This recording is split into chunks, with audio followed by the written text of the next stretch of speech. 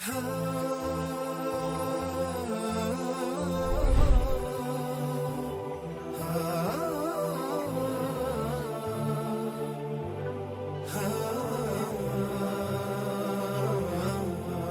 عنوان اس وقت ہمارے سامنے ہے اس کا وہ عنوان ہے انقلابی تربیت کے اہداف اور اس کے حصول کے ذرائع۔ یہ بہت ایک اہم مسئلہ ہے اور ظاہر بات ہے کہ جب انقلاب کا دعویٰ لے کر ہم اٹھے ہیں تو اس موضوع پر گفتگو بہت ضروری ہے، تو اسی پر گفتگو ہم نے کرنی ہے۔ ہمارے ساتھی ہیں راول پنڈی سے احسن صاحب، اور تنظیم اسلامی میں بھی ان کی ایک طویل رفاقت رہی ہے، انجمن خدام القرآن اسلام آباد میں بھی انہوں نے کام کیا ہے، مختلف کورسز میں پڑھاتے رہے ہیں اور ان موضوعات پر ان کی اچھی خاصی گرپ ہے۔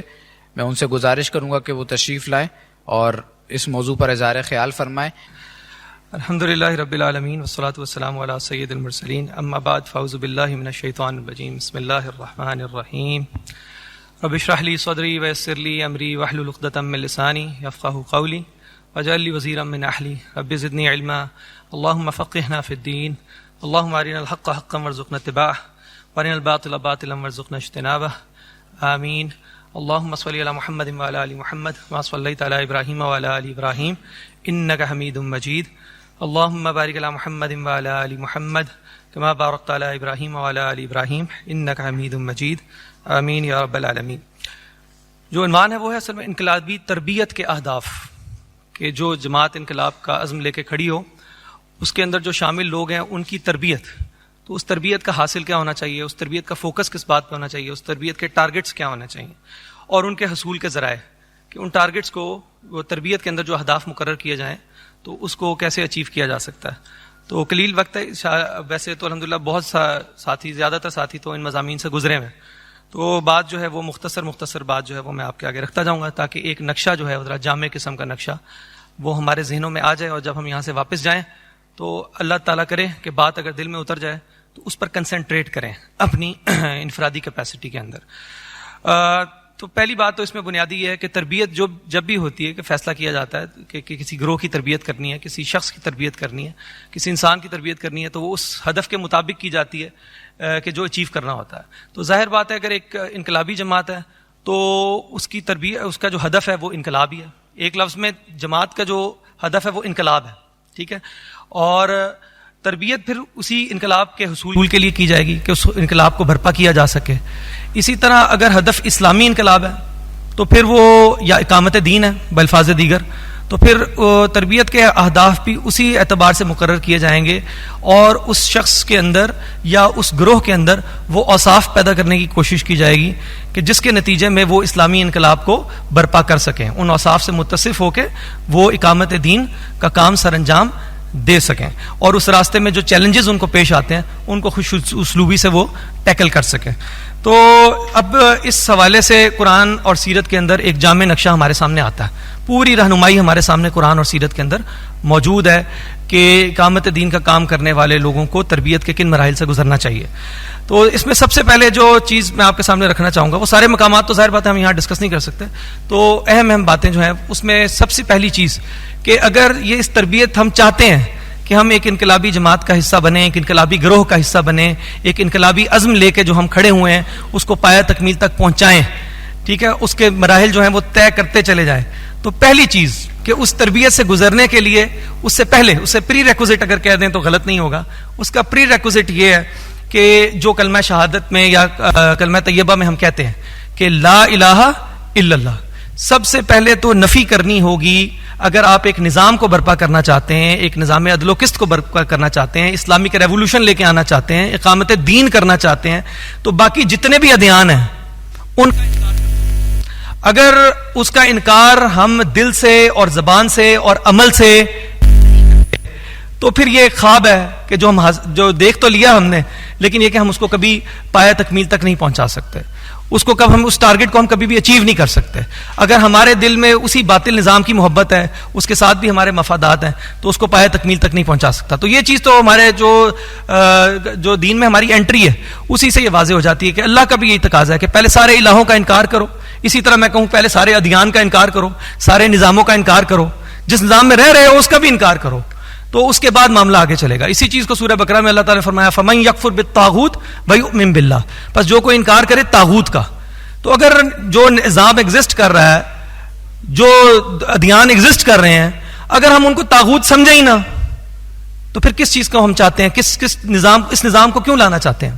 ٹھیک ہے, تو پہلے تو ان کا انکار جو ہے یہ ایک لازمی تقاضا ہے. اور اسی چیز کو سورہ ابراہیم کے سورہ ممتحنہ کے اندر بھی اللہ تعالیٰ نے ابراہیم علیہ السلام کے اسوہ حسنہ کے حوالے سے جو ہے وہ واضح فرمایا. ابراہیم علیہ السلام جن کا مقام جو ہے وہ بیان محتاج نہیں ہے, تو وہ اللہ تعالیٰ فرما رہے ہیں, اور یہ براہ راست خطاب کس سے ہو رہا ہے؟ یہ محمد رسول اللہ صلی اللہ علیہ وسلم اور آپ صلی اللہ علیہ وسلم کی ٹیم سے, آپ صلی اللہ علیہ وسلم کے جو کمپینینز ہیں صحابہ اکرام, ان سے خطاب ہے. اور اسی طرح دیکھیں تو یہ بالواسطہ جو ہے وہ پوری امت سے خطاب ہے. اور اللہ تعالیٰ ان کو کہہ رہے ہیں کہ قد کانت لکم اسوۃ حسنہ فی ابراہیم, اسوۃ حسنۃ فی ابراہیم, کہ تمہارے لیے لازماً ابراہیم علیہ السلام کی زندگی میں اسوہ حسنہ ہے, اور والذین معہ, اور جو ان کے ساتھ تھے. اب وہ ان کے ساتھ ظاہر بات ہے کوئی بہت بڑا جتھا تو نہیں تھا, لیکن جو بھی ان کے ساتھ تھے تو ان کی زندگیوں میں تمہارے لیے اسوہ حسنہ. اور وہ کیا ہے؟ اذ قالوا لقومہم انا براء منکم ومما تعبدون, کہ جب ابراہیم علیہ السلام نے اپنی قوم سے کہا, یا ان لوگوں نے اپنی قوم سے کہا کہ بے شک ہم برات کا اعلان کرتے ہیں, بے شک ہم اظہار بیزاری کرتے ہیں ان سے, کہ تم لوگوں سے اور ان لوگوں سے کہ جن کی تم عبادت کرتے ہو, ان لوگوں سے, ان بتوں سے, اس سسٹم سے, اس دین سے کہ جس کی تم عبادت کرتے ہو, جس کی تم غلامی اختیار کیے ہوئے ہو, من دون اللہ, اللہ کے سوا. اللہ کے سوا اگر تم نے کسی کی بھی غلامی اختیار کر رکھی ہے تو ہم اسے برات کا اعلان کرتے ہیں. کفرنا بکم وبدا بیننا وبینکم العداوۃ والبغضاء, ہم نے تمہارا انکار کیا اور ہمارے اور تمہارے درمیان دشمنی کی اور عداوت کی ابتدا ہو گئی, اس کا آغاز ہو گیا. اچھا, یہ ہمیشہ کے لیے ہو گیا؟ ابداً, ہمیشہ کے لیے ہو گیا, لیکن ساتھ میں ایکسیپشن بھی دے دی. حتی تؤمنوا باللہ وحدہ, یہاں تک کہ تم ایک اللہ پر ایمان لے آؤ, یہاں تک کہ تم اللہ تعالیٰ کے حکم کو قبول کر لو, یہاں تک کہ تم اللہ تعالیٰ کی حاکمیت کو قبول کر لو, اپنے قول سے بھی اور اپنے عمل سے بھی. اگر تم اللہ کی حاکمیت کو قبول کر لو تو ٹھیک ہے, پھر ہم اور تم ایک پیج پہ ہیں, پھر ہمارا تمہارا کوئی جھگڑا نہیں ہے. ہاں, یہ کہ اس حاکمیت کا نفاذ تم کرو یا کوئی ہم میں سے کرے تو اس سے کوئی فرق نہیں پڑتا, لیکن یہ کہ ان الحکم الا للہ, اگر ایک پیج پہ آ جائیں گے, یعنی کہ میں اس کو اپنے کانٹیکسٹ میں لے کے آ رہا ہوں. ٹھیک ہے. اچھا, اب یہ تو ہو گیا پری ریکوزٹ, کہ اگر جو ایگزسٹنگ نظام ہے جو اس کو طاغوت سمجھنا اور اس کا انکار کرنا, اسے اظہار برات کرنا, اعلانیہ اظہار برات کرنا. ٹھیک ہے, تو یہ اس کا پری ریکوزٹ ہے. ورنہ یہ ہے کہ وہ جذبہ اپنی جگہ پہ, لیکن وہ بس ایک خاص حد تک رہے گا, اس سے آگے بڑھ بھی نہیں سکے گا, اس کو اللہ آگے بڑھائے گا ہی نہیں. اچھا, اس کے بعد کچھ اوصاف, اور اوصاف کی طرف آتے ہیں کہ انقلابی تربیت کے جو اہداف ہیں وہ کون سے اوصاف ہیں کہ جو انقلاب کے لیے کام کرنے والے لوگوں میں, انقلابیوں کے اندر پیدا ہونے چاہیے. کئی مقامات ہیں قرآن میں, جو جامع مقام ہے جس کو ڈاکٹر صاحب بھی کہا کرتے تھے, اس حوالے سے انقلابی کارکنوں کی تربیت کے حوالے سے ایک جامع مقام. تو اس جامع مقام سورہ مائدہ کی آیات ہیں 54, 55, 56. تو 54 آیت نمبر 54 کے اندر اللہ تعالیٰ نے کچھ چیزوں کی نشاندہی فرمائی ہے. وہ 4 چیزیں ہیں, وہ ایک ایک کر کے دیکھ لیتے ہیں. یا ایھا الذین آمنوا من یرتد منکم عن دینہ, اللہ تعالیٰ فرما رہے ہیں کہ اے ایمان والو, تم میں سے جو کوئی اپنے دین سے ارتداد اختیار کرے گا.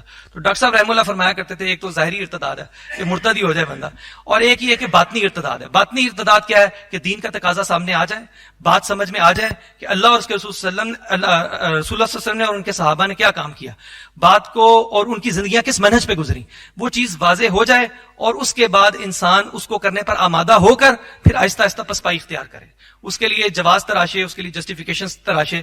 تو یہ باطنی ارتداد ہے, وہ دل ہی دل میں اس چیز سے بیک فٹ پہ آ رہا ہے. ٹھیک ہے. تو اللہ تعالیٰ یہ فرما رہے ہیں کہ اے ایمان والو, اگر تم اگر اپنے دین سے مرتد ہو جاؤ گے تو کیا کرے گا اللہ؟ فسوف یأتی اللہ بقوم, تو اللہ نے تو اپنا کام لینا ہے. تو اللہ تعالیٰ تو اسباب کا بھی محتاج نہیں ہے, چونکہ عالم اسباب ہے, تو اللہ کیا کرے گا؟ ایک اور قوم کو کھڑا کر دے گا. اور وہ جو قوم اللہ کھڑا کرے گا اس میں کیا صفات ہوں گی؟ وہ وہی صفات ہوں گی کہ جو اس کام کو کرنے کے لیے چاہیے. پھر کہ تم نہیں کرتے, تم اپنے آپ کو ان مراحل سے نہیں گزارنا چاہتے, تم وہ تربیت کا پیکج تمہیں قابل قبول نہیں ہے, تم نے اپنے آپ کو اس راستے پہ نہیں ڈالا, تو اللہ ایک نئی قوم لائے گا, وہ راستہ اختیار کریں گے, وہ تربیت کے ان مراحل سے گزر کے وہ اپنے آپ کو اس کام کے لیے تیار کریں گے اور وہ کام کر گزریں گے. اور وہ ان کے پہلی صفت کیا ہے کہ فسوف یأتی اللہ بقوم, پس اللہ تعالیٰ جلد ہی ایک قوم کو لے آئے گا. اور وہ قوم کیا ہوگی؟ اللہ تعالیٰ فرما رہے ہیں یحبہم و یحبونہ, وہ اللہ تعالیٰ ان سے محبت کرے گا اور وہ اللہ سے محبت کریں گے. تو یہ تو بات ہو گئی بالکل تعلق مع اللہ, کہ ان کا اللہ تعالیٰ کے ساتھ تعلق جو ہے وہ آپ یہ کہیں کہ ان 2 الفاظ کے اندر بیان کر دیا گیا, یحبہم و یحبونہ, کہ وہ اللہ ان سے محبت کرے گا اور وہ اللہ سے محبت کریں گے. اچھا، اور یہ قرآن ایک اور مقام پر کہتا بھی ہے، اہل ایمان کے بارے میں اللہ تعالیٰ فرماتے ہیں والذین آمنوا اشد حبا للہ، اور جو ایمان والے ہوتے ہیں وہ تو اللہ کی محبت میں شدید تر ہوتے ہیں، اللہ سے بڑھ کے ان کے دلوں میں کوئی محبت نہیں ہوتی. اس چیز پر اب زیادہ وضاحت ابھی نہیں کریں گے، آگے جو چیزیں آ رہی ہیں وہ سمجھے اسی محبت کا مظہر ہے، تو بس وہ سمجھیں از خود کہ اللہ سے محبت کا تقاضا کیا ہے، وہ تقاضے آگے رکھے جا رہے ہیں گویا. ٹھیک ہے، اس کے بعد اللہ تعالیٰ نے اس مقام پہ آگے جو دوسرا وصف بیان کیا کہ وہ جو قوم اللہ لے کے آئے گا تو وہ یہ تو ان کا اللہ سے تعلق ہو گیا. پھر وہ کیا کرے گی، اذلۃ علی المؤمنین وعزۃ علی الکافرین، وہ جو ایمان والے ہوں گے، جو حق پر ڈٹے ہوئے لوگ ہوں گے، اہل حق کے کیمپ میں جو لوگ ہوں گے، ان کے لیے وہ بڑے نرم دل ہوں گے. یعنی ان کے آپس کے تعلق کی جو ہے وہ بنیادیں بتائی جا رہی ہیں کہ ان کا آپس کا تعلق جو ہے وہ تواضع پر، انکساری پر، ایک دوسرے کے لیے محبت اور ہمدردی پر جو ہے وہ مشتمل ہوگا. جبکہ عزت علی الکافرین، کفار کے حق میں بڑے شدید تر ہوں گے. جو مخالفین ہیں، جو اس دعوت کے راستے کی رکاوٹ ہیں، ان کے لیے وہ بڑے شدید تر ہوں، ان کے لیے وہ جو ہے وہ اچھا، اس کی مثالیں اگر ہم جاتے ہیں سیرت کے اندر تو بے شمار مثالیں ہیں. اور سیرت میں وہ مثالیں کیا ہیں؟ اچھا، اس پہ جانے سے پہلے سورہ فتح کو بھی اگر لے آئیں، ڈاکٹر صاحب بھی اس کو پیرالل لایا کرتے تھے. سورہ فتح کے اندر بھی جب اللہ تعالیٰ نے یہ کام بیان کیا کہ هو الذی ارسل رسولہ بالہدی ودین الحق لیظہرہ علی الدین کلہ، یہ مشن اللہ نے بیان کر دیا کہ یہ تمہارا کام ہے. اور وکفیٰ باللہ شہیدا، تو اس کے بعد اللہ تعالیٰ نے پھر رسول اللہ صلی اللہ علیہ وسلم کا اور آپ کے ساتھیوں کا ذکر کیا کہ محمد الرسول اللہ صلی اللہ علیہ وسلم والذین معہ، کہ محمد صلی اللہ علیہ وسلم اللہ کے رسول اور جو لوگ ان کے ساتھ ہیں، یعنی اس ٹیم کا ذکر آیا کہ جس نے یہ کام سر انجام دیا. تو ان کی جو صفات اللہ تعالیٰ نے وہاں پہ بتائی ہیں اس میں بھی یہی دونوں صفات آ گئی، لیکن دونوں صفات کی جو ہے وہ ترتیب الٹ گئی. اللہ تعالیٰ نے وہاں پہ پہلی صفت کیا ذکر کی کہ والذین معہ اشداء علی الکفار رحماء بینہم، کہ وہ کفار پر بڑے سخت ہیں اور آپس میں بڑے رحم دل ہیں، آپس میں ایک دوسرے کی بڑی نرمی کے جذبات ہوتے ہیں.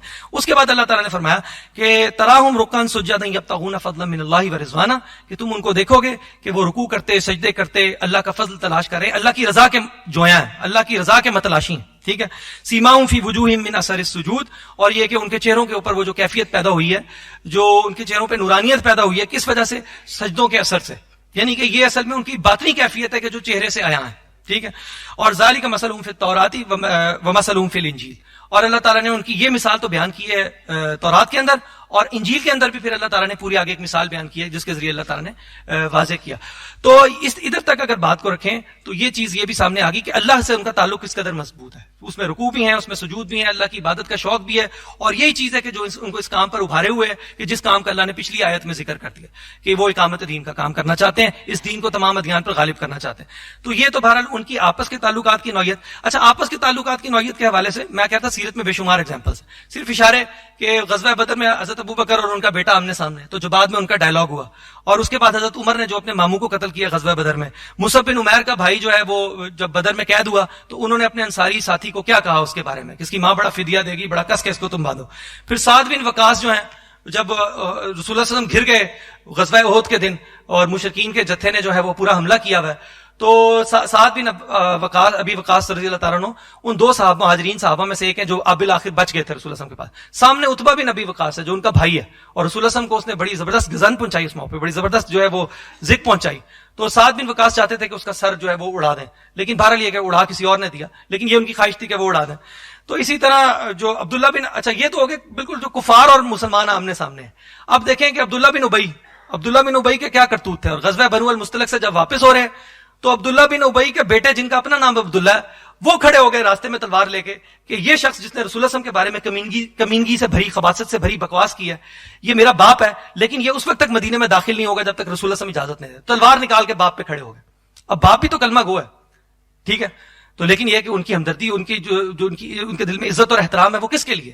تو یہ اصل میں وہ اس چیز کی مثال ہے کہ یہ اشداء علی الکفار اور رحماء بینہم والا کیا معاملہ ہے کہ اس کی بھی بے شمار مثالیں. اس میں دیکھیں ابو بکر صدیق رضی اللہ تعالیٰ عنہ، جب کوئی غزوات نہیں ہو رہے، کوئی جنگیں نہیں ہو رہی، تو مکے کے اندر کون ہے کہ جو غلاموں کے اوپر، لونڈیوں کے اوپر، غریبوں کے اوپر انویسٹ کر رہا ہے کہ یہ مسلمان ہو گئے اور ان کو وہاں سے وہ جو ہے وہ چھڑوا رہا ہے اور منہ مانگی قیمت دیتے ہوں گے مشرکین کو. عثمان رضی اللہ تعالیٰ عنہ نے مسلمانوں کے لیے کیا کیا؟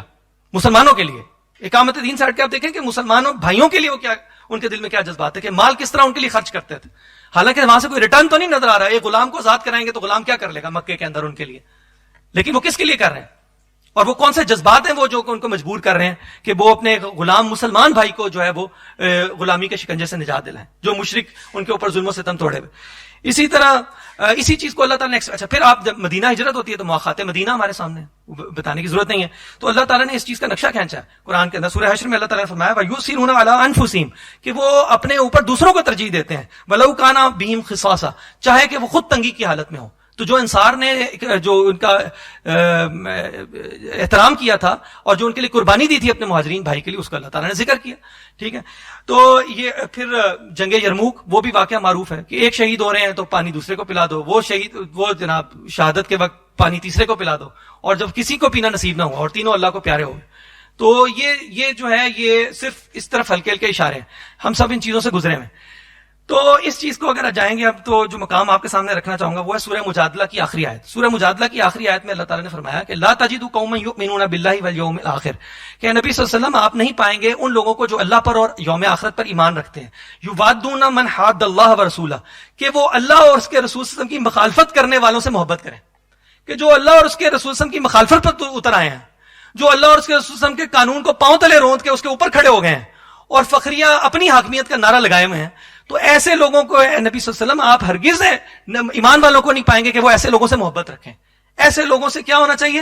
ابراہیم علیہ السلام کی سورہ ممتحنہ کی طرف جائیں تو ایسے لوگوں سے بغض ہونا چاہیے، ایسے لوگوں سے عداوت ہونی چاہیے، اظہار دشمنی ہونا چاہیے. اس لیے نہیں کہ ان کی شکل ہمیں پسند نہیں ہے، اس لیے نہیں کہ ان کے طور طریقے ہمیں پسند نہیں ہیں، اس لیے کہ وہ اللہ اور اس کے رسول صلی اللہ علیہ وسلم کے باغی ہیں، وہ اللہ اور اس کے رسول صلی اللہ علیہ وسلم کی مخالفت کر رہے ہیں. اس لیے نہیں کہ مجھے اس نظام میں کوئی اپرچونٹی نہیں ملی، مجھے نوکری نہیں ملی، یا میرے بھائی کے ساتھ ناانصافی ہو گئی تو میں جناب اٹھ کھڑا ہوں اس نظام کے خلاف. اس لیے اللہ اور اس کے رسول کی محبت کی غیرت میں اٹھ کے کھڑا ہوں. یہ اصل میں تقاضا رکھا جا رہا ہے سامنے. تو آگے اللہ تعالیٰ نے کہا وَلَوْ كَانَ آبَاؤُهُمْ وَأَبْنَاؤُهُمْ وَإِخْوَانُهُمْ وَعَشِيرَتُهُمْ چاہے وہ ان کے باپ اور بیٹے اور ان کے بھائی اور رشتہ دار کیوں نہ ہو، لیکن چونکہ وہ اللہ اور رسول کی مخالفت پر تلے ہوئے ہیں، وہ اس باطل نظام پر راضی ہیں، وہ اس باطل نظام کے کل پرزے بنے ہوئے ہیں، وہ اس باطل نظام کو سہارے میں ہیں، تو ان کے ساتھ جو ہے وہ محبت نہیں ہونی چاہیے. اس نظام ہی کو سپورٹ کرنے والی گویا بات ہے. اور کہا کہ خود ہم ایک طرف اقامت دین کی جدوجہد کر رہے ہوں اور دوسری طرف اسی باطل نظام کے کل پرزوں کو ہم سپورٹ کر رہے ہوں،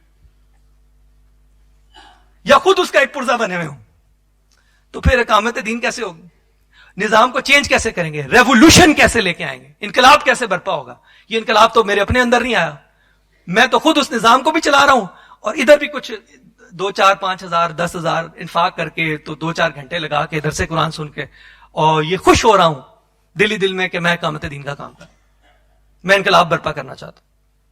اسی نظام کو میں سپلائز دے رہا ہوں، میرا بڑا کاروبار ہے اور بڑے بڑے جو ہے میرے بزنس پارٹنر ہیں جو کہ اسی نظام کو چلانے والے ہیں اور اقامت دین کی راہ کی سب سے بڑی رکاوٹ ہے. تو یہ کیسے ہوگا؟ اب اس چیز کو دیکھیں رسول اللہ صلی اللہ علیہ وسلم نے اس آیت کو کیسے لیا. رسول اللہ صلی اللہ علیہ وسلم نے اس آیت کو کیسے لیا؟ اس پر ایک روایت آتی ہے جس کے اندر جس کا خلاصہ یہ ہے کہ رسول اللہ صلی اللہ علیہ وسلم اللہ تعالیٰ سے یہ دعا کرتے تھے، اور وہ اللہ تعالیٰ سے کیا دعا کرتے تھے کہ اللہ کسی فاسق اور فاجر کا میرے اوپر کوئی احسان نہ ہو، کیونکہ اس احسان کی وجہ سے میرے دل میں اس کی محبت کے جذبات نہ پیدا ہو جائیں، کہ تشکر اور محبت کے جذبات نہ پیدا ہو جائیں، کیونکہ جو وحی اے اللہ تو نے مجھ پر نازل کی ہے اس وحی کے اندر میں نے یہ لکھا ہوا پایا لا تجد قوما یؤمنون باللہ والیوم الآخر یوادون من حاد اللہ ورسولہ. اس وحی کے اندر میں نے یہ لکھا ہوا پایا. اس درجے میں آپ صلی اللہ علیہ وسلم نے پناہ مانگی ہے کہ کسی فاسق و فاجر کا احسان نہ ہو. آج تو ہم اس نظام کے علمبرداروں کے احسانوں تلے دبے میں ہیں، نہ دبے میں بلکہ دبنا چاہتے ہیں. ان سے بزنس بھی کرنا چاہتے ہیں، ان کی نوکری بھی کرنا چاہتے ہیں. تو یہ معاملہ پھر آگے تو نہیں بڑھے گا اس طرح. تو بہرحال یہ ہے کہ یہ پوائنٹ ویسے تو بڑی جلدی نکل جاتا ہے، لیکن اس کی گریوٹی کو آج کے دور میں اگر محسوس کریں نا تو اس کی گریوٹی ہے. ٹھیک ہے، تو بہرحال آگے چلتے ہیں. تیسرا جو اللہ تعالیٰ نے پھر وصف بتایا سورہ مائدہ میں آیت نمبر 54 میں، وہ اللہ تعالیٰ نے کہا کہ یہ جو لوگ ہیں نا جو اللہ سے محبت میں شدید تر ہیں اور ان کے آپس کے تعلقات کی نوعیت ایسی ہے، ان کا اگلا کام کیا ہے؟ یجاہدون فی سبیل اللہ، یہ اللہ کی راہ میں جہاد کرتے ہیں. اب اللہ کی راہ میں جہاد کرتے ہیں، مقصد آپ جہاد فی سبیل اللہ یہ بھی ڈھکی چھپی بات نہیں ہے، لیکن اس میں چند چیزیں جو ہیں وہ موٹی موٹی میں آپ کے سامنے ضرور رکھنا چاہوں گا. جہاد کس لیول کا اور جہاد کا مطالبہ کسی خاص گروہ سے نہیں. سورہ حج میں چلے جائیں، سب نے سن رکھا ہے جاہدوا فی اللہ حق جہاد، اور جہاد کرو اللہ کے راستے میں جیسے کہ اس کی راہ میں جہاد کرنے کا حق ہے، اور سورہ صف میں چلے جائیں تو یہ جہاد صرف انقلاب کے لیے نہیں ہے، یہ جہاد صرف انقلاب کے لیے نہیں ہے، یہ ہم سب کی ذاتی فلاح اور ذاتی نجات کے لیے بھی ضروری ہے۔ اللہ تعالیٰ نے جب یہی مشن سورہ صف کے اندر بیان کیا کہ هو الذی ارسل رسولہ بالہدی ودین الحق لیظہرہ علی الدین کلہ ولو کرہ المشرکون، جب یہ اقامت دین کا ٹاسک اللہ نے وہاں پہ سامنے رکھا تو آگے کیا بتایا؟ یا ایھا الذین آمنوا هل ادلکم علی تجارۃ تنجیکم من عذاب علیم، کہ اے ایمان والو میں تمہیں وہ تجارت نہ بتاؤں کہ جو تمہیں ایک دردناک عذاب سے بچا لے۔ یہ تجارت کرو گے تو دردناک عذاب سے بچو گے۔ اقامت دین تو ٹھیک ہے، وہ تو اللہ تمہاری زندگی میں کرے گا نہیں کرے گا، جب اللہ چاہے گا کر دے گا، لیکن تم عذاب علیم سے تب بچو گے جب تم یہ سودا کرو گے اللہ کے ساتھ۔ اور وہ سودا کیا ہے؟ تؤمنون باللہ ورسولہ وتجاہدون فی سبیل اللہ، کہ تم اللہ پر اس کے رسول پر ایمان لاؤ گے اور اس کی راہ میں جہاد کرو گے بمالہم وانفسہم، اپنے مالوں سے اور اپنی جانوں سے۔ تو یہ تو انقلاب کے لیے تو ناگزیر ہے جہاد فی سبیل اللہ، لیکن یہ ہر ایمان والے کی ذاتی فلاح فوز و فلاح کے لیے بھی اللہ تعالیٰ نے ناگزیر قرار دیا، ورنہ عذاب علیم ہے۔ ٹھیک ہے، اسی کو آگے چلاتے ہیں۔ اب یہ دیکھیں کہ اس راستے کی رکاوٹ کیا ہے، وہ کون سی چیز ہے کہ جو رکاوٹ بن جاتی ہے؟ پھر وہ جان اور مال کھپتا نہیں ہے اس طرح، وہ اللہ سے وہ محبت میں وہ درجے طے نہیں ہوتے، وہ آپس کے تعلقات کی اور جو طاغوت سے بغاوت کی وہ نوعیت پیدا نہیں ہوتی، وہ کیفیت پیدا نہیں ہوتی جو مطلوب ہے۔ تو وہ جہاد کے راستے کی رکاوٹ سورہ توبہ کی آیت وہ بھی معروف ہے، قل ان کان آباؤکم وابناؤکم واخوانکم وعشیرتکم وازواجکم وعشیرتکم، یہ اللہ تعالیٰ نے 5 محبتیں گنوا دی۔ اس کے بعد اللہ تعالیٰ نے کہا وانبار اقترفتموها وتجارۃ تخشون کسادها ومساکن ترضونها، یہ مال آ گیا، یہ مال و دولت دنیا، یہ رشتہ و پیوند۔ احب الیکم من اللہ ورسولہ فتربصوا، اگر یہ تمہیں اللہ تعالیٰ احب الیہ من اللہ ورسولہ وجہاد فی سبیل، اگر یہ تمہیں اللہ اور اس کے رسول کی محبت اور اس کی راہ میں جہاد سے زیادہ تمہیں محبوب ہو گئے ہیں تو پھر اللہ تعالیٰ کیا فرما رہے ہیں؟ فتربصوا، پھر جاؤ تربص میں پڑے رہو، کبھی ادھر کبھی ادھر کبھی ادھر کبھی ادھر، تو جاؤ پھر ٹھہرے رہو حتی یاتی اللہ بامرہ۔ تو پتہ لگا ہے، اس آیت کو میں نے یہاں پہ اس لیے رکھا کہ اس کے راستے کی جو ہے وہ رکاوٹیں پتہ لگ جائیں کہ جہاد فی سبیل اللہ کے راستے کی رکاوٹ کیا ہے۔ تو جہاد فی سبیل اللہ کے راستے کی رکاوٹ یہ 8 چیزیں جس کو اقبال نے کہا یہ مال و دولت دنیا، یہ رشتہ و پیوند، تو یہ اس کی رکاوٹیں ہیں۔ اب معاملہ کیا ہے؟ اب معاملہ یہ ہے کہ ایک چیز ذرا ذہن میں نوٹ کریں تو اس کو تازہ کر لیں کہ اللہ تعالیٰ نے یہ جو اہل ایمان ہے، وعدہ تو اللہ تعالیٰ نے سب سے لیا ہے کہ الستو بربکم قالوا بلا، لیکن اہل ایمان سے اللہ تعالیٰ نے ایک خصوصی وعدہ لیا، ان سے ایک خصوصی سودا کیا، اور یہ بھی نہیں کہ جو کر لے تو کر لے، جو نہیں کر لے تو اللہ نے اس کو ایگزمپٹ کر دیا۔ اللہ تعالیٰ نے کہا یہ کر لیا اللہ نے، اب جب کر لیا تو پھر اس کو نبھانا بھی پڑے گا۔ اللہ تعالیٰ نے کیا فرمایا سورہ توبہ میں؟ ان اللہ اشتری من المؤمنین انفسهم واموالهم، بے شک اللہ تعالیٰ نے خرید لیے مومنوں سے ان کی جانیں اور ان کے مال اور جان اللہ نے ایمان والوں سے، جس نے کلمہ پڑھ لیا اللہ نے اس کے مال اور جان خرید لیے۔ اس کے بدلے کیا دے دیا؟ بِأَنَّ لَهُمُ الْجَنَّةَ، اس کے بدلے کیا ہے؟ جنت ہے۔ تو مال اور جان اب یہی ہے کہ تجاہدون فی سبیل اللہ، تو تجاہدون فی سبیل اللہ باموالہم وانفسہم، کہ لگاؤ پھر یہ مال اور جان اللہ کے راستے میں۔ اب ہوتا کیا ہے کہ جب یہ رکاوٹیں کھڑی ہو جاتی ہیں، یہ مال و دولت دنیا اور رشتہ و پیوند، تو انسان کے راستے میں جب یہ رکاوٹیں آتی ہیں انسان آہستہ آہستہ بیک فٹ پہ جانا شروع ہو جاتا ہے۔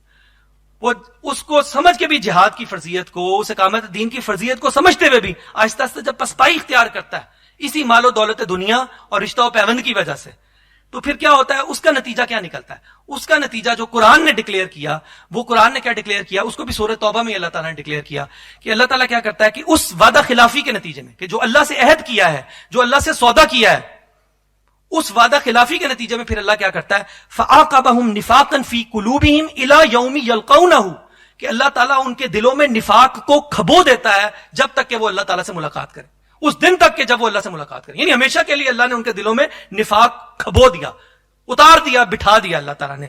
اچھا کس وجہ؟ آگے اللہ نے ریزن بھی بتا دی، بما اخلف اللہ ما وعدوہ، اس سبب سے کہ انہوں نے اس کی وعدہ خلافی کی جو انہوں نے اللہ سے وعدہ کیا تھا، جو انہوں نے اللہ سے سودا کیا تھا، جو وعدہ کیا تھا، اس کی وعدہ خلافی کی پاداش میں اللہ نے یہ نفاق ان کے دلوں میں بٹھایا، وبما كانوا یکذبون، اور اس سبب سے کہ وہ جھوٹ بول رہے تھے۔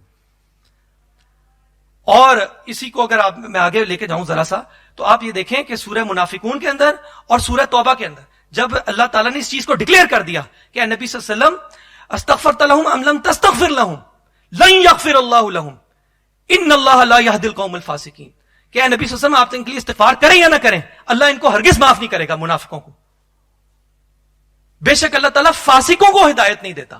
اور اسی چیز کو سورہ توبہ میں اللہ نے مزید اجاگر کر دیا. اللہ نے کہا نبی صلی اللہ علیہ وسلم کے لیے 70 دفعہ بھی استغفار کریں, اللہ ان کو ہرگز معاف نہیں کرے گا, کیونکہ انہوں نے اللہ اور اس کے رسول میں کفر کیا ہے. اس نفاق کو اللہ نے کفر سے تعبیر کر دیا وہاں پہ. اور وہاں پہ بھی کنکلوڈ کیا کیا, واللہ لا یہدی القوم الفاسقین, کہ اللہ فاسقوں کو ہدایت نہیں دیتا. اور سورہ بقرہ کے اندر چلے جائیں تو جب اللہ تعالیٰ اس کا ذکر کرتے ہیں فاسقوں کا, تو اللہ تعالیٰ کہتے ہیں وما یضل بہ الا الفاسقین, اور اللہ تعالیٰ گمراہ نہیں کرتا اس مثال کے ذریعے سے مگر فاسقوں کو. اور وہ فاسق کون ہے؟ الذین ینقضون عہد اللہ من بعد میثاقہ, یہ فاسق وہ ہیں کہ جو اللہ سے عہد پختہ کرنے کے بعد اس کو توڑ دیتے ہیں. اور وہ کون سا عہد ہے؟ وہ یہی عہد ہے, یا ایھا الذین آمنوا هل ادلکم علی تجارۃ تنجیکم من عذاب علیم, اور وہ یہی عہد ہے ان اللہ اشتری من المؤمنین انفسهم واموالهم بان لهم الجنہ. اسی آیت میں اللہ نے اس کو آگے عہد سے بھی تعبیر کر دیا کہ وعدن علیہ حقا فی التوراۃ والانجیل والقرآن, کہ یہ اللہ کا وعدہ ہے جو حق ہے. اس کو جب پختہ کر لیتا ہے ایمان والا, اللہ نے سودا کر لیا اس کے ساتھ, تجارت کر لی, جب وہ پیچھے ہٹتا ہے تو نفاق کے کھڈے میں جا کے گرتا, فسق کے کھڈے میں جا کے گرتا. ٹھیک, تو یہ تو بہرحال یہ اس کی اہمیت ہے. اور جو اس وعدے کو پورا کرتے ہیں وہ کون ہے؟ ان کو اللہ تعالیٰ نے رجال صدقوا ما عاہدوا اللہ علیہ, سورہ احزاب کے اندر اللہ نے تعبیر کیا کہ یہ وہ مرد ہوتے ہیں, جوان مرد, کہ جنہوں نے اپنا وعدہ پورا کر دکھایا جو انہوں نے اللہ سے کیا تھا. ان کو اللہ تعالیٰ نے ان مردان حق سے تعبیر کیا کہ جو اپنا وعدہ پورا کرتے ہیں. اور اسی کو اگر چلے جائیں سورہ حجرات میں تو انما المؤمنین الذین آمنوا ثم لم يرتابوا وجاهدوا باموالهم وانفسهم فی سبیل اللہ اولئک هم الصادقون. یہ سچے ہیں. کس چیز میں سچے ہیں؟ انہوں نے وعدہ پورا کر دیا تو یہ سچے ہیں. تو یہ راستے جو ہیں وہ دونوں کھل جاتے ہیں یہاں سے. اب چوتھا جو وصف سورہ مائدہ کے اندر اللہ تعالیٰ نے بیان کیا, چوتھا اور آخری وصف اس مقام کے اوپر, کہ جو انقلابیوں میں یہ وصف پیدا ہونا چاہیے, وہ کیا ہے؟ لا یخافون لومۃ لائم, کہ وہ کسی ملامت گر کی ملامت کی پرواہ نہیں کریں گے. لوگ ان کو اس راستے سے, اس مشن سے, اس فکر سے, اس انقلاب کے جو راستہ جس پر وہ گامزن ہے اسے ہٹانے کی, ڈی ٹریک کرنے کی کوشش کریں گے. اس میں وہ ڈاکٹر صاحب جو بیان کیا کرتے تھے, اللہ تعالیٰ مغفرت فرمائے, درجات بلند فرمائے, آمین, وہ ناصحانہ بھی ہوگی اور وہ مخالفانہ بھی ہوگی. وہ پیار محبت سے بھی ادھر کھینچیں گے اور وہ جناب زور زبردستی بھی. مصعب بن عمیر کو یاد کریں کہ جب مسلمان ہوتے ہیں تو کیا شان و شوکت ہے, کیا امیر گھرانے سے, اور کیسے وہ گھر والوں نے اور ماں نے جو ہے وہ بلیک میل کیا, تو کپڑے بھی اتار کے نکلے گھر سے. پھر آئے تو نہیں اس بلیک میلنگ, اس چکر میں آئے تو نہیں. ٹھیک ہے, پھر رسول اللہ صلی اللہ علیہ وسلم اور صحابہ کرام پر جو تان و طنز ہوا ہے جسمانی تشدد کے علاوہ, وہ بھی ہمارے سامنے ہے. رسول اللہ صلی اللہ علیہ وسلم جیسے شخص کو کہا جائے کہ یہ کذاب ہے, نعوذ باللہ, یہ جادوگر ہیں, یہ پاگل ہیں, یہ مجنون ہیں, تو یہ ملامت کی یہ بھی تو ایک شدت ہے. ٹھیک ہے, تو آج ملامت کی کیا صورت ہے؟ آج یہ صورتیں تو اپنی جگہ پہ, گالیاں تو شاید ہمیں اس طرح نہ پڑے, لیکن یہ ہے کہ یہ پیار محبت والی ملامت تو بہت ہوتی ہے, یہ لالچ تو بہت ملتے ہیں. اور پھر یہ بھی ہے کہ جو نیریٹو لے کے چل رہے ہوتے ہیں, جو بیانیاں لے کے چل رہے ہوتے ہیں, اس کے کاؤنٹر نیریٹو بھی بہت سارے ہوتے ہیں. اس کو کاؤنٹر کرنے کے لیے بیانیاں بھی. گاندھی صاحب کا ایک کلپ میں نے سنا تو فرما رہے ہیں کہ نوح علیہ السلام کے جو بچے تھے نا, 3 بیٹے, تو وہ حام اور سام اور تیسرے, تو وہ ان سے 3 نسلیں چلیں. وہ قومیں ابھی یہاں آباد ہیں. تو جو ہم لوگ ہیں نا, ہم ہو گئے, عرب ہو گئے, ان سے قوموں کی اللہ نے باری لگا دی ہے. تو ایک قوم تو جو ہے وہ ہم تو رول کر چکے دنیا کے اوپر, تو انہوں نے کہا اب ہمارا دوبارہ سے غالب آ جانا بعید از قیاس ہے. چنانچہ اب یہ باری کس کی ہے؟ یہ اب ان یورپین اقوام کی باری ہے, یہ سفید فام لوگوں کی باری ہے. تو اب آپ کیا کریں؟ اب وہ کہنا کیا چاہ رہے ہیں کہ آپ یہ کریں کہ اب ان کے لیے دعا کریں کہ اللہ ان کو مسلمان کر دے اور وہ دنیا کے اوپر ڈومینیٹ کر دے. تو یہ ایک کاؤنٹر بیانیہ آ گیا نا. اب جو سنے گا تو وہ تو بیٹھ جائے گا, وہ شیور مرغی کی طرح بس پنجرے میں بیٹھ جاؤ, اور یا تو اپنی موت کا انتظار کرو کہ تم بھی کسی ڈیزی کٹر کا شکار ہو جاؤ, اور یا پھر کیا کرو, یا پھر یہ کہ دعائیں کرو کہ یا اللہ ان کو مسلمان کر دے. ہم نے تو کرنا نہیں, ہم تو حام یا سام فلاں کی نسل سے ہیں, تو ہمارے تو اب ہے نہیں, مقدر میں ہی نہیں ہے. اب اگر بندہ اس کا شکار ہو جائے, یہ بھی ایک بڑی زبردست قسم کی ملامت ہی ہے کہ جو ڈی ٹریک کرنے کے, تو اگر بندہ اس کا شکار ہو جائے, ذہنی کیفیت سے دوچار ہو جائے, ارتیاب میں چلا جائے, تربص میں چلا جائے, شک میں پڑ جائے, تو یہ یجاہدون فی سبیل اللہ اور یہ جناب لا یخافون لومۃ لائم, یہ ساری چیزیں پھر وہ پیچھے رہ جاتی ہیں. وہ اللہ کی محبت, وہ اقامت دین, وہ انقلاب, وہ بس وہ ٹھیک ہے زبان پہ تو ہوگا, لیکن وہ دل میں کسی اور ہی دنیا میں رہ رہا ہوگا. چنانچہ اس کے لیے کیا چاہیے؟ اس کے لیے وہ کمٹمنٹ چاہیے. اس کمٹمنٹ کو کہیں سے پیدا بھی ہونی ہے. چنانچہ یہ پتا ہو کہ اللہ تعالیٰ نے بھی وعدہ کیا ہے, وعد اللہ الذین آمنوا منکم وعملوا الصالحات ليستخلفنهم في الارض كما استخلفنهم من قبل. کہ اللہ تعالیٰ نے جس طرح ان لوگوں سے وعدہ کیا ہے کہ جو ایمان لائے ہیں تم میں سے اور جنہوں نے انیک اعمال کیے ہیں, کہ اللہ تعالیٰ ان کو زمین میں لازمن خلافت عطا کرے گا. تو اللہ نے کوئی حامیوں یا سامیوں سے تو وعدہ نہیں کیا. جو اللہ پر ایمان لائے گا اور عمل صالح کو اختیار کرے گا, اللہ کی راہ میں ڈٹ جائے گا, تجاہدون فی سبیل اللہ کرے گا, اس سے اللہ کا وعدہ ہے کہ اللہ تعالیٰ اس کو لازمن لیستخلفنہم فی الارض کما استخلفنہم من قبل, کہ اللہ تعالیٰ ان کو زمین میں خلافت عطا کرے گا. تو بہرحال اب آگے چلیں تو اس پہ ایک نظر اس پہ, اچھا اس کا جو ایک اوور آل نقشہ نکلتا ہے نا, وہ اگر اس کو ایک اعتبار سے ہم کہیں کہ اس کا حاصل کیا ہوتا ہے, جو پرسنالٹی تیار ہوتی ہے, وہ پرسنالٹی سورہ آل عمران کے اندر اللہ تعالیٰ نے آیت نمبر 146 میں بیان فرمائی. وَكَأَيٍّ مِّن نَبِيٍّ قَاتَلَ مَعَهُ رِبِّيُّونَ كَثِيرٌ, اور کتنی نبی ایسے گزرے ہیں جن کے ساتھ ربیوں نے, اللہ والوں نے مل کر قتال کیا. اور وہ اللہ والے کون تھے؟ فما وہنوا, تین چیزیں اللہ تعالیٰ نے بیان کی. فما وہنوا لما اصابہم فی سبیل اللہ, ان کے اندر وہ وہن کا شکار نہیں ہوئے اس سبب سے کہ جو اللہ کے راستے میں جب وہ انہوں نے کوشش کی تو وہ وہن کا شکار نہیں ہوئے اس سبب سے کہ جو مصیبتیں ان کو اللہ کے راستے میں پہنچی. اور دوسری چیز اللہ تعالیٰ نے فرمایا کہ وما ضعفوا وما استکانوا واللہ یحب الصابرین, اور نہ وہ ضعف کا شکار ہوئے اور نہ وہ استقامت کا شکار ہوئے. تو وہن کیا ہے؟ وہن یہ حب الدنیا وکراہیت الموت, کہ دنیا کی محبت اور موت سے کراہت. اور دنیا کی محبت اور موت سے کراہت کس کا ریورس ہے؟ جہاد فی سبیل اللہ کا ریورس ہے. یہ جب وہاں کی بیماری پیدا ہو جائے, دنیا سے محبت ہو جائے, انسان رہنا چاہے اور ہزاروں سال رہنا چاہے اور اس کا یہاں سے جانے کو دل ہی نہ کرے, اور موت سے کراہت پیدا ہو جائے, تو یہ شخص تو پھر مجاہد فی سبیل اللہ نہیں ہو سکتا, اور کچھ بھی ہو سکتا. اور یہ ضعف کیا ہے؟ ضعف ہے قوت ارادی کی کمی. قوت ارادی ہی نہیں ہے, اس کام کا بیڑا ہی نہیں اٹھا رہا, دیکھ رہا ہے کہ یہ کام تو پھیلے گا ہی نہیں. آپ سوچیں رسول اللہ صلی اللہ علیہ وسلم کی قوت ارادی کیا ہوگی جب غار ہرا سے نیچے آتے ہیں تو اکیلے مسلمان ہیں, اور ان صحابہ کی کیا قوت ارادی ہوگی, ان کا عزم کی کیفیت کیا ہوگی کہ جو مکی زندگی کے اندر موجود ہیں اور چند سو سے زیادہ بڑھ نہیں پا رہے اور مارے کھا رہے ہیں اور ہجرتیں کر رہے ہیں. ان کا عزم کی قوت ارادی کا کیا, لیکن پھر بھی وہ کمیٹڈ ہے کہ اسی پر انویسٹ کرو, جان بھی مال بھی لگاؤ ادھر. پھر بھی وہ اسی کمٹمنٹ پہ, اسی فکر پہ اپنی جانیں دے رہے ہیں, اپنے گھر اور اپنی فیملیز کو قربان کر رہے ہیں. اور وہ مستقانو, استقانت کیا ہے کہ دشمن کے سامنے بزدلی دکھا دو. یوں تو انقلاب کا عزم لے کے بڑا اٹھے, لیکن دو ڈنڈے پڑے تو جھاگ کی طرح بیٹھ گئے. تو یہ استقانت ہے. تو یہ تین سمجھیں کہ خلاصہ یہ ہے کہ وہن سے, ضعف سے اور استقانت سے یہ ہمیں نجات مل گئی ہے کہ نہیں ملی, اس کے لیے سارے تربیتی مراحل سے گزرنا. یہ لٹمس ٹیسٹ ہے گویا کہ میرے اندر وہن ہے, میرے اندر استقانت ہے, میرے اندر ضعف ہے یا نہیں. تو یہ لٹمس ٹیسٹ ہے, اس کے اوپر ہم اپنے آپ کو جانچتے رہیں. اب ہلکا سا اشارہ کہ انقلابی تربیت کو, اہداف کو حاصل کرنے کے ذرائع کیا ہیں. چار چیزیں ہیں. پہلی چیز اتباع رسول صلی اللہ علیہ وسلم.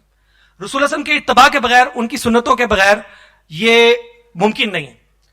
کیونکہ جو پہلا وصف بیان ہوا وہ ہے اللہ کی محبت, کہ اللہ ان سے محبت کرے گا, وہ اللہ سے محبت کریں گے. سورہ آل عمران میں بالکل اسی طرح اللہ تعالیٰ نے بتا دیا, قل ان کنتم تحبون اللہ فاتبعونی یحببکم اللہ یغفر لکم ذنوبکم واللہ غفور رحیم. کہ یہ اللہ سے محبت اور اللہ تم سے محبت کرے, تو یہ ریسیپروکل چیزیں وہاں پہ بھی بیان ہوگی. لیکن اس کی شرط کیا لگائی اللہ نے؟ فاتبعونی, اتباع رسول صلی اللہ علیہ وسلم. تو جو اقامت دین کا کام کرنا چاہے, اپنی ذاتی زندگی میں بھی دیکھ لے, اپنے گھر میں بھی دیکھ لے, اپنے حلقے اثر میں بھی دیکھ لے کہ رسول اللہ علیہ وسلم کی سنت پر کتنا عمل ہو رہا, اس کو رسول اللہ علیہ وسلم سے اتباع کی تڑپ ہے کہ نہیں ہے. اور اس میں ایک اشارہ یہ کہ سنتوں کے اتباع میں بیلنس کا بھی خیال رکھے کہ رسول اللہ علیہ وسلم نے کس سنت کو کتنا مقدم رکھا, کتنی ویٹیج دی. اور رسول اللہ علیہ وسلم کی سب سے بڑی سنت موقدہ کیا ہے, جو پورے 23 سال پر محیط ہے, تو اس سنت کو اسی طرح موقد کر کے میں بھی لے رہا ہوں کہ نہیں لے رہا. دوسری چیز اس میں, اس کا دوسرا ذریعہ انفاق فی سبیل اللہ. یہی جو سودا اللہ نے کیا, ان اللہ اشترى من المؤمنین انفسهم واموالهم, جو چیز اللہ نے لے لی ہے, تم سے خرید لی ہے, تو بس پھر دو نا اللہ کو, پھر روک کے کیوں رکھ رہے ہو؟ سودا کر کے اگر تم چیز روک لو, کسی کا مال روک لو دنیا میں, تو وہ کیا کرے گا تمہارے ساتھ؟ تو اللہ نے جس چیز کا تم سے سودا کیا, اگر تم اس کو روک لو اور اللہ کے راستے میں نہ لگاؤ, تو اللہ تمہارے ساتھ کیا کرے گا پھر؟ تو وہ لگائیں. تیسری چیز اور جو سب سے اہم چیز ہے وہ قرآن حکیم. رسول اللہ صلی اللہ علیہ وسلم پر شروع میں اللہ نے بتا دی, یا ایھا المزمل قم اللیل الا قلیلا نصفہ وانقص منہ قلیلا او زد علیہ ورتل القرآن ترتیلا. اور اسی کو اللہ تعالیٰ نے ادھر وَاتْلُ مَا أُوحِیَ إِلَيْکَ مِن کتاب ربک لا مبدل لکلماتہ ولن تجد من دونہ ملتحدا, یہ سورہ کہف میں بتا دی کہ اس کے علاوہ آپ کو کوئی جائے پناہ نہیں ملے گی. اپنے جو آپ کے رب کی طرف سے آپ پہ نازل کیا جا رہا ہے اس کی تلاوت کیے جائیں. یہ جو ہے یہ وہ لومۃ لائم سے بھی بچائے گی, یجاہدون فی سبیل اللہ پہ بھی اکسائے گی, اور یہ آپ کے اندر رحماء بینہم اشداء علی الکفار و رحماء بینہم بھی کیفیت بھی پیدا کرے گی. اور آخری جو چوتھی چیز ہے وہ ہے کہ مخالفتوں کے اوپر صبر و استقامت. اس چیز کو بھی سورہ مزمل میں اللہ تعالیٰ نے ذکر کر دیا, وَاصْبِرْ عَلَىٰ مَا يَقُولُونَ وَاهْجُرْهُمْ هَجْرًا جَمِيلًا وَمَا يُلَقَّاهَا إِلَّا الَّذِينَ صَبَرُوا وَمَا يُلَقَّاهَا إِلَّا ذُو حَظٍّ عَظِيمٍ. اس کے بغیر یہ کام نہیں ہوتا. استقامت نہیں ہے, کنسسٹنسی پرزیورنس نہیں ہے, تو یہ کام نہیں ہو سکتا. اس راستے کے مسافر نہیں بن سکتا. تو اگر ان خطوط پر تربیت ہو جائے اور ایک یہ اللہ والے جو ہیں وہ تیار ہو جائیں. اب یہ کام یہ 4 تھنگس ٹو ڈو ہیں جو ہم نے کرنی ہے. اتباع رسول, اپنا جائزہ لینا ہے واپسی پہ. پھر یہ کہ انفاق فی سبیل اللہ, اللہ کی راستے میں مال جان لگانے کی, وقت صلاحیت لگانے کی کیا کیفیت ہے. تیسری چیز قرآن سے ہمارا تعلق کیسا ہے. چوتھی چیز کہ صبر و استقامت ہے کہ نہیں ہے. 2 باتیں کاؤنٹر نیریٹو کی سنیں اور بیٹھ جائیں جھاگ کی طرح, اور یار یہ تو واقعی شک میں تربص میں مبتلا ہو جائیں کہ یہ کام کرنے والا ہے بھی کہ نہیں ہے, میں ہی غلط ہوں. اور اگر واقعتاً ایسی شخصیت تیار ہو جائے تو پھر معاملہ یہ ہے کہ چاہے حاکمیت عوام کے نعرے لگے ہیں, چاہے لبرلزم کے دل فریب نعروں میں الجھایا جائے انسان کو, چاہے آپ یہ کہیں کہ فریڈم آف سپیچ اور میٹیریلزم کے شکنجے جو ہیں وہ اس کے گرد کسے جائیں, چاہے یہ کہ ریشنلزم کے نام پہ اس کو وہی سے کاٹا جائے, چاہے اس پوسٹ ماڈرنزم کے دور میں سبجیکٹیوٹی پیدا کر کے, انتہا کی سبجیکٹیوٹی پیدا کر کے انسان کو اس کے مقصد عظیم سے ہی کاٹ دیا جائے.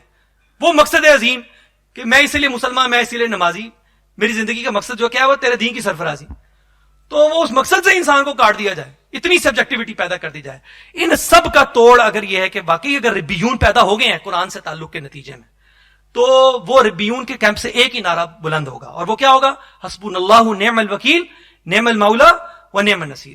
اور جب ان کو کہا جائے گا کہ لنا عزا ولا عزا لکم, یہ ہمارے بت ہیں میٹیریلزم کے اور حاکمیت عوام کے اور لبرلزم کے اور فریڈم آف سپیچ کے اور یہ ریشنلزم کے, تو یہ ہمارے بت ہیں اور تمہارے لیے یہ بت نہیں ہے. تو ان کے کیمپ سے کیا جواب جائے گا, اللہ مولانا ولا مولا لکم. اور اگر معاملہ اس کے برعکس ہوا, اگر کہیں بیٹھ گئے, اگر کہیں بیک فٹ پہ آ گئے, تو پھر کیا انجام ہوگا. اس انجام کو بھی اللہ تعالیٰ نے سورہ محمد کی آیت کے آخری ٹکڑے میں واضح کر دیا کہ اپنے آپ کو انویسٹ نہیں کرو گے اس راستے میں, اپنے نہیں کھپاؤ گے اس راستے میں, تو کیا ہوگا, وَإِن تَتَوَلَّوْا يَسْتَبْدِلْ قَوْمًا غَيْرَكُمْ. اور اگر تم روگردانی کرو گے, بیک فٹ پہ آؤ گے, پیچھے پھرو گے, یو ٹرن لے لو گے اس راستے سے, تو کیا ہوگا, یستبدل قوما غیرکم, اللہ تعالیٰ ایک دوسری قوم کو لے آئے گا, ثم لا یکونوا امثالکم, پھر وہ تمہاری طرح نہیں ہوں گے, پھر اللہ ان سے وہ کام لے لے گا. اللہ تعالیٰ ہمیں راہ حق پر گامزن رہنے کی توفیق عطا فرمائے. اسی راستے میں اللہ تعالیٰ, موت آئے اسی راستے میں جو ہے وہ ہم اللہ تعالیٰ کے پاس پہنچے, اسی حالت میں اللہ تعالیٰ سے جا کے ملے. سبحانک اللہم و بحمدک, نشہد ان لا الہ الا انت, نستغفرک و نتوب الیک, وآخر دعوانا ان الحمد للہ.